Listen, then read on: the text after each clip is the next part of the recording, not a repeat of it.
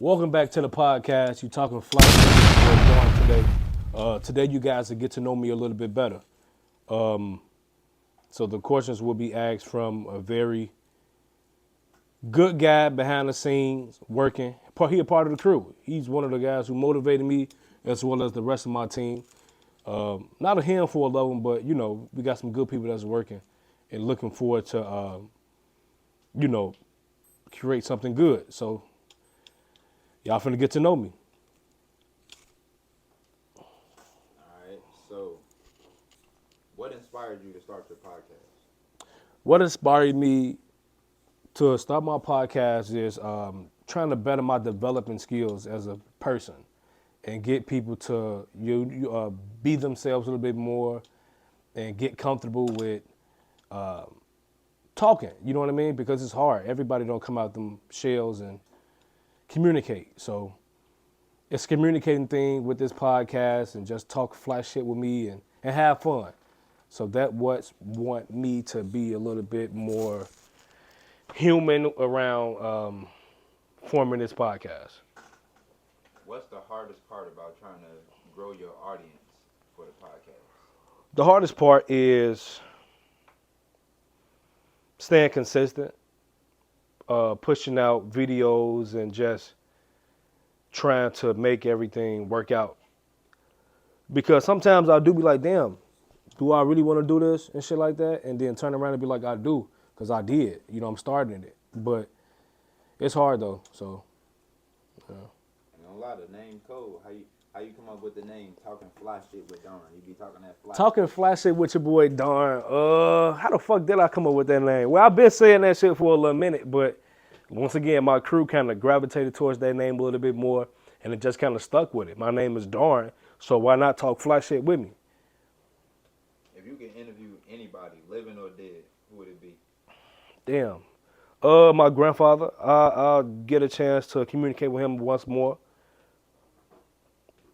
That's a good question though, because I really would talk to him a little bit more, and Yeah, that'd be decent. yeah. If your podcast had a theme song, what would you make it? A Kevin Gates, a Kevin Gates theme song on that bitch, and just Him and this Kevin Gates. I'll do the Kevin Gates. What a hell of a nigga, I'm living large. That'll be one that I'll put on that bitch. Yeah. Where do you see your podcast in the next 5 years, if you plan on having it that long? I see it in a space where I grow a little bit more with getting my guests a little bit more comfortable and myself as well. It'll be on YouTube for a little great amount of time until I'll probably just be like, fuck y'all. Nah, until I'll probably just be like, shit, time to switch it up. A brand coming soon though. A brand is coming soon. I'm putting that out a little bit later on down the road. But Do you think it's different to start a podcast in Chicago versus starting one in other cities? most definitely, because you got people who really fuck with you in Chicago. I'm a Chicago nigga, so if I go outside my comfort zone and network, it'd be twice as hard because it won't be no resemblance. Like I couldn't relate with a motherfucker, or they couldn't relate to me. But I try though. That's one thing that I would try. You know what I mean? What advice would you give somebody that's trying to start a podcast today? Somebody that's in your same position. What's your advice to them? My advice to them is to stay focused. Don't give up. Let shit go in this ear and out the other. Know your worth and just start it. Shit. That's start that shit. But don't be big head about it. Don't be like, I'm gonna do this shit, and then when you do it, it ain't appropriate to how to your liking. Just take out the time and build that shit up. It'll work. But that was for myself though. You got any future plans for the podcast? Hell yeah. I got some real people coming on this bitch for just What's talk something we can look forward to? fly shit. What type of fly shit? What We got some motherfuckers that's gonna be themselves and try to make this shit work and bring something to the table. It may be something that they're working with and they trying to push out and network and give the people really something to see for real. and also building this brand I was talking to you guys about. That's one thing that I'm, trying to throw out there. Some sponsors going on, All right, shit like if that. you could name one hidden gem in the city that if somebody not from here, you think they should know about, like something they definitely got to check out when they get here. When y'all get here, y'all got to check out Bloomingdale's. It's one hell of a place to go shopping. You know what I mean? It's like a little mini mall. It's a mall, but not a nationwide mall. You can go there, but it's not gonna be no Chicago Reds for a city. It's gonna be some nice dainty shit. When you go in there, you get your furniture from there, have a drink, get a Starbucks coffee, and just relax.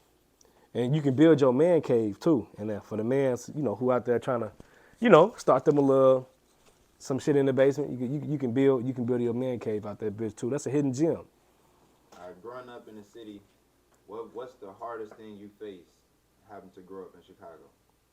The hardest thing you got to face while growing up in Chicago now or back then?